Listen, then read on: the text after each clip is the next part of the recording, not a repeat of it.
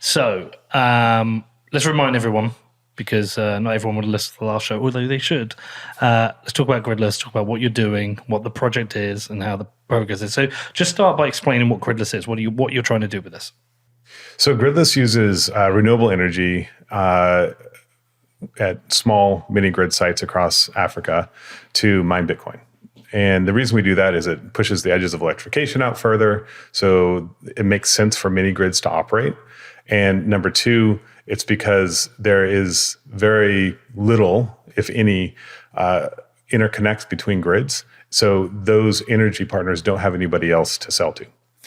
So we can come in as a buyer of last resort and help them, have a fully functioning site, as well as make money ourselves or make Bitcoin ourselves. And the second part of what we do is really because, there's not a lot of hash power on the continent. And so pushing more hash power into the continent helps decentralize the network. And we think that's good for Bitcoin. Have you've seen one of these mines operationally? Yep, multiple. And they essentially the same as the ones I saw when I went out and made my film? Nope. They're different. What's different? It is the best chicken shack mine you've ever seen. So it's how every good miner starts. Ragtag, scrappy. They co-locate right on top of the turbine that's providing power. Wow. Literally in the same little shack that the turbine's in. Right, so explain these mini grids then. So mini grids are typically under 1 megawatt. What they're doing is you have a power development company that's saying, we think there's enough density in a community out here for us to build power and sell it to them. So they come and they look, and we typically go to hydro, but most of the mini grids in Africa are actually solar, which don't make as much sense for Bitcoin mining. So we just work with the hydro ones right now. So you go to a hydro site and they've already built something that's maybe 50 kilowatts or 500 kilowatts. Could be anywhere. And it's a private company. It's not a nationalized thing. Right. Okay. It could be a community effort, like we have in Malawi. And they've built this already, and they've started running power cables to the houses, and those houses pay for their electricity to this private company. And usually what happens is they have to overbuild. So they're thinking about what will the usage of this energy be like in 5 to 10 years from this community? Let's build for that because it's expensive to do the build. And so they build for it, but then the uptake by the community is very, very slow. So, first you start with your LED light bulb, and then you charge a telephone. Is it because they don't own electrical devices? Yeah, they don't own them at first. Yeah. Or they might own the smartphone, and they're charging that off of a car battery right now. There's people who run services in the village who just charge phones off of car batteries, right? But as soon as the electricity comes in, you can charge your own. You maybe will buy a hot plate to start cooking on. You'll buy a TV, maybe a refrigerator to keep your produce for longer. All these things happen, but they take years. And so over the next 5 to 10 years, they'll maybe get up to the full usage of that powerhouse that was built. So it was 50 or 500 kilowatts. Now it's a full capacity. But what do you do as a mini grid developer, as a power developer between those times? You've got this massive excess of energy that you're just dumping as heat. You're just dissipating. There's nothing to do with it, right? So there's nobody else who's buying it from you. There's no businesses locally who are going to get it from you. So we come along and we say, hey, listen, we'll take out the rest of that, and we'll do a deal with you. It's a rev share. So you take Bitcoin, and a lot of times we have to do some education on what Bitcoin is, and then they have to be convinced of it. The great thing is that everything's better than zero, which is what they're getting today. So they can say, okay, fine, we'll take Bitcoin and we'll sell it right away. We can show them how to do that, or we can hold it and hope it goes up. Do you make them take Bitcoin though? You don't just sell it to them, sell it, and we help give them them set up wallets. But you don't sell it for them and just give them the money. No. So you're Force orange pilling. Yeah, you're force orange pilling. Because it just takes one. Yeah. They're like the best drug dealers, right? It's just like the first one's free, right? And then they have to do it again because they're monetizing otherwise unused power. Did you get to meet any of these people? Yeah, I did. It's a very diverse gang. The one the few that I met, they ranged in diversity and background. Like the first shop that we met, the CEO's from Belgium, a CTO learned how to generate power by taking an alternator off a car and sticking it on a bike and shoving it in a river. The financier's French. And then we met guys who are much bigger and financed by the Rockefeller Foundation. So the breadth and scope of these people is very diverse, but they all get it. So there's a lot of international companies coming in to invest. These aren't. So I'm actually putting out probably this week like a primer on how does mini grid energy and Bitcoin mining work in Africa. So alongside the rest of the Green Africa Mining Alliance, the Gamma crew, we put together this document, and it really explains what the problem is. So how do you get finance to build a mini grid when that mini grid is not financially sustainable? And everybody knows it's not going to be financially sustainable. Well, why would you do it in the first place? You have to actually go back. It could be part altruistic. So that's right. So where does the money come from right now? It's concessionary, right? It's generally a foundation, or it's one of the large DFIs, your USAIDs, or maybe an African Development Bank, or some European foundation, or like UKA doesn't exist anymore, but like that.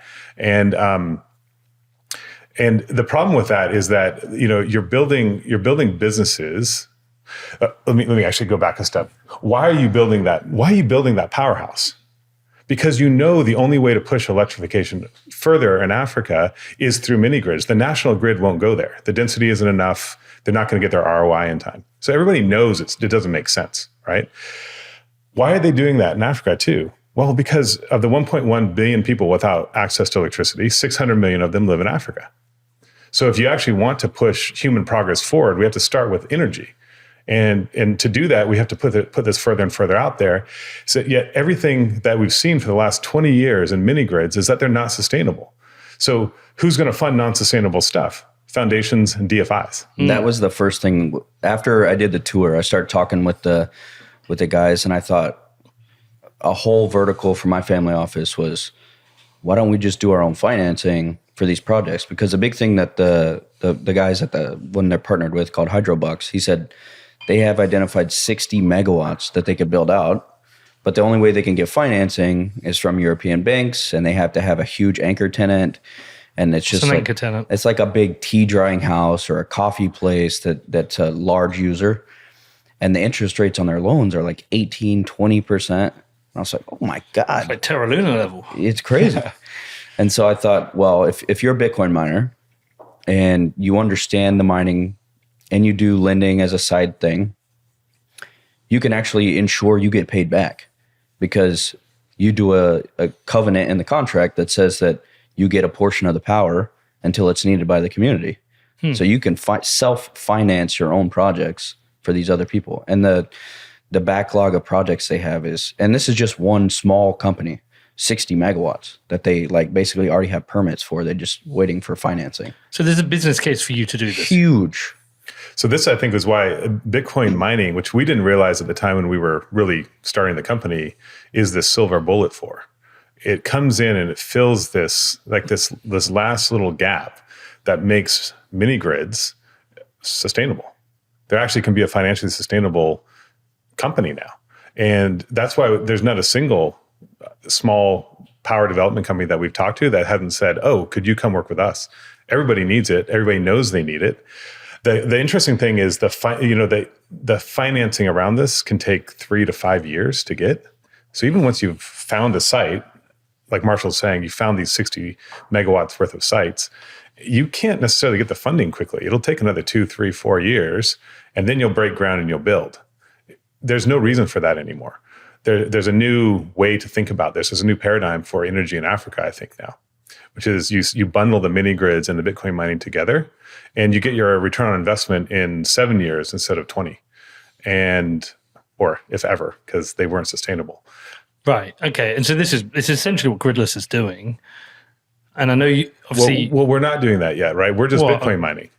So we haven't financed the development of new mini grids. Okay. Yeah. Sorry, but you're supporting the mini grid, so you've got that relationship, but you can partner up with these companies to build the business case. Or do you think you're eventually going to do the whole package? I don't know yet. Okay. I think in our future right now, it's just growing our base of mini grid operations and doing mining there. I think there's a future that does make sense, or could make sense, where we get involved with the financing and equity ownership of some of that power. Okay. Because it gives us some longevity on mining. And the way I'm reading the tea leaves right now is that energy companies in the future will be the ones who are mining, not independent mining operations. And so it makes sense if you're trying to play into the future that you own some of that energy so that you can maintain your mining position. Well, you see that though, don't you? That convergence of energy and mining companies. Absolutely. So that was when we finished our first tour, I pulled the Hydrobox guys aside and I said, is there an interest to do that? And I kind of pitched just like a rubric of what that would look like for like my family office to finance a build. And they were like, we would sign that deal tomorrow. So for a Westerner doing business in Africa, I'm a little bit uneducated, but absolutely. Like it on the surface at least seems to be a no-brainer. I mean, I wonder how far we're off that in UK, US. Is anyone actually, do we know if anyone's doing that? But wasn't there a company in Australia who said they were going to start mining? There are a few in the States. There are. Yeah. But the problem is they have an alternative by selling to the marketplace that is the grid. So we in the UK have this. How much is it being curtailed in the UK? Oh, there's a huge amount of wind curtailed every day. It's unbelievable. Yeah, so in Texas specifically, there's a lot of curtailment too. However, that's a whole nother, it seems parallel, but they're different because they're only curtailing because the price is going negative. And so they're stopping the turbines because they're not making any money. So that's not happening in the UK. What's happening in the UK is two things. Sometimes the grid can't take all the energy that's being created. Secondly, sometimes they haven't got the transmission line set up. And I'm in my head, I'm thinking it's tens of millions. No, well, last year, 200 million was curtailed. 200 million was pounds curtailed. worth. 200 million megawatt hours or pounds? Pounds. I don't know what that would be. I'll try and find. And I guarantee you, if I went to Probably 20 gigawatts, if I had to guess. if I went to these companies and I said, hey, can I buy that off you? I don't know what you're selling it at. Here's the problem. So curtailed wind, 33 gigawatts. So the problem that I've faced in Texas doing these kinds of deals, and I've gotten very close to doing some deals with large wind providers, is they aren't to the point where it's a aligned business model. So they'll say, yes, you can take it from us. We want a floor price of, call it 0.02 cents, which is seemingly free. However, when the price goes up on the real-time marketplace, you have to pay that price. So my response as a miner is, why would I ever do that when instead of being inside your fence to get that deal, I could just build on the outside and then I get to take advantage of negative pricing. So right now for a miner, it doesn't make sense because they have an alternative and I also have an alternative. But you also have a free market for energy pricing in Texas. That's right. And most places there is some marketplace, whether that's exporting to a different country or whatever. But the reason it works so easily and the pitches are it's 5 minutes is because there is no alternative. I'm telling you, if I went to one of these companies in the UK and said, that 200 million that you're curtailing, I'll buy it from you. Look, I'm going to buy it at a low rate, but I'll buy it from you. I'll buy all of it. I can imagine they're going to be very interested. What if I told you? And then go ahead. And they're going to turn around and go, what are you using it for? And I was like, I'm just a data center, but I need the data center here. It's like, well, what is that data center? I'm mining Bitcoin. They're going to go, nope. Yep. So they don't know why they're saying no, but they're saying no. Well, your CapEx will be upside too. Well, it'll be different because you will have to curtail when the grid needs it or the price is higher than what you're willing to pay. Well, but there's a bigger issue here in the UK. Is the main issue is, see if you can find this, Danny, that they've got an issue with the transmission line. So the congestion. So UK has got this net zero target, which we don't need to get into the net zero's bullshit thing. I don't think it entirely is, but we don't need to get into that. But the point is that they are able to build out the turbines and that part of the infrastructure. The grid cannot take it, and they think they're 15 years behind. Okay, now that is one. It's energy going to waste, but and it's an investment thing, by the way. Right. This also could give them investment to build those transmission lines. You find it?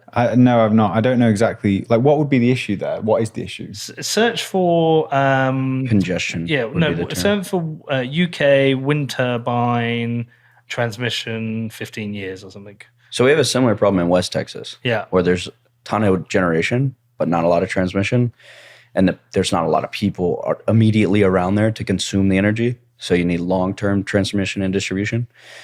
That's just like really big CapEx that they're just not willing to do. It's the same problem in the UK. They just, and the government don't really want to pay for it. They want private companies to do it. They will subsidize them, but there just aren't enough doing it. Right. So, I mean, it just says there's an issue and they're working on it. There's not a lot of detail. yeah, In it. but I'm pretty sure I saw there's like a 15-year delay just on transmission alone. So, It's a good bear market project for sure because the price of mining machines is lower in a bear market. yep. So I mean, you could make a case for sure. If you get the deal, if That's they would right. agree to it. If you I can don't get the think deal. I'm going to become a miner. Yeah. It's not my business. I'll be like Marshall, phoning these guys. Well, that's how I found out about Gridless. Actually, our common friend Obi, he at this conference last year, he's like, "Man, I think I want to get into mining," and I'm like, "Nah, pretty sure you don't." He said, "No, I could set one up in Portugal, and it would be like a cool thing." I said, "You should come to Houston, see what it's like." He came and he saw what you saw, and he was like, "Yeah, I'm not doing this." And then he said, "Maybe I'll try to find a project that we can both invest in." I was like, "Okay, good luck. Mostly everybody's a clown." Calls me 2 weeks later from Norway. He's like, "Hey, I got this guy." I'm like, "Yeah, everybody's got a guy, right?" And then he said, "Can you jump on a Zoom?" Get on a Zoom, see this guy and Obi on a cell phone on a park bench somewhere in Norway. And they start telling me the story. And I thought, oh, this is seemingly interesting. Have you ever mined before? He said, nope. I said, okay. So Strike one. yeah. I said, what about the internet? Because that's the thing I don't know. He said, well, I helped build half the internet in Africa. It's like, well, okay, we're getting somewhere. And then I went down and saw that it wasn't a dog and pony show of any kind. It was for real. So that's kind of what things kicked it off. Interestingly, side point, I just found out that the government, the Council of Bedford, has one of the biggest solar farms in the UK. It's owned by our local council, and the grid can't take everything they're providing. Sounds like Gridless chapter Bedford, dude. Yeah, Gridless Bedford. we'll get you into Bedford. Okay, so in terms of the business model, how cheap is energy in Africa? Is it relatively cheap? It's relatively expensive Relative to them, but relative. I mean, for people living there. So there's a wide variance across countries. Let me start there. Okay. In the countries we operate in, if you are a consumer paying consumer prices, it can get fairly expensive. You're paying 25 cents plus tax per kilowatt. $1.25. Yes. Yes. Yeah. So that's more than the UK. Oh yeah, it's more than the U.S. Almost anywhere in the U.S. It's more than almost anywhere I've seen. And that's because there's not enough demand for them to build out the supply. Well, this is national grid. Okay. It's just expensive, Right. And so That's like if you live in a big city. Mm-hmm. Yeah. But what about on these mini grids? So on the mini grids, it's also fairly expensive. And the reason why it's been fairly expensive is because their levelized cost of electricity, which is the algorithm that's used to figure out how much it costs to build this, and then how much will it take to pay it off over the next 25 years. And so, we've seen some mini grids where they're charging 90 cents. But how can people afford it? They can't. So, or they can only afford very little. And so they'll just have an LED light bulb and charge with their phone, right? But you'll never get the uptake of all the other things that electricity can provide for you at those levels. Because you're talking about people with less disposable income. Yeah. And, because way out in the rural parts have less disposable income than the urban parts of Africa. So the high price on the mini grids makes sense, but why is it so expensive at the national grid level? Inefficiencies, mostly, and the distribution. It mostly comes from distribution. So the utility itself depends on the country. In Kenya, it's separated from the power generation. Mm-hmm. Distribution is a different company. And Right. so they deal with that. And it's not always well run. Yeah. In other countries like Malawi, the power generation and the power utility are combined, and it actually is a little bit cheaper. But it only gets a little bit cheaper because in Kenya as well as in Malawi, there's subsidization that's happening. Right. It's a problem, right? It's already very expensive for energy. If you're a company running an industrial site, you'll get the energy for a little less, of course, and then what we do, though, and why we can make the numbers work is, That's my next question. We're going into places that have their mini grid. They're not connected to the rest of the grid. They cannot sell to anybody else. So when we walk in, we are literally their buyer of last resort. and it's a rev share. So you're not really paying for the energy. We're not paying a floor price. You're just saying, give us the energy, and whatever we mine, we'll give you a percentage back. Yes, that's correct. They get a percentage of it. They get to see that. It's very transparent. Who's making how much at any given time. Our incentives are aligned now. They want to see this working. So as soon as power goes up, and if we haven't spooled up a bunch of miners, they're like, "Hey, how come you haven't turned those miners on?" And so we're that actually has made the relationship very healthy. We had this really bad drought, like a 40-year low in rainwater.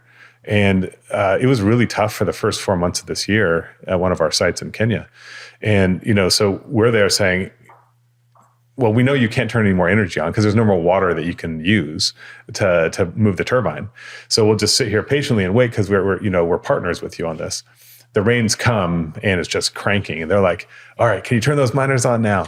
And we're like, "Okay." And we're saying, but we moved some of them, like we had moved some to Nigeria, some down to Malawi, some to different places. And we're like, "Okay, it'll take us a few weeks before we have some more in town." They're like, "Okay, the incentives are aligned. They can be understanding of us. We can be understanding of them. But we're both looking for the same thing, which is max usage of this energy." And of course, we always play last fiddle to everybody else. So if anybody in the community is trying to use that power, whether it's a maize mill or an individual at their home, they always get the energy first, and we auto curtail our miners depending on who's using it.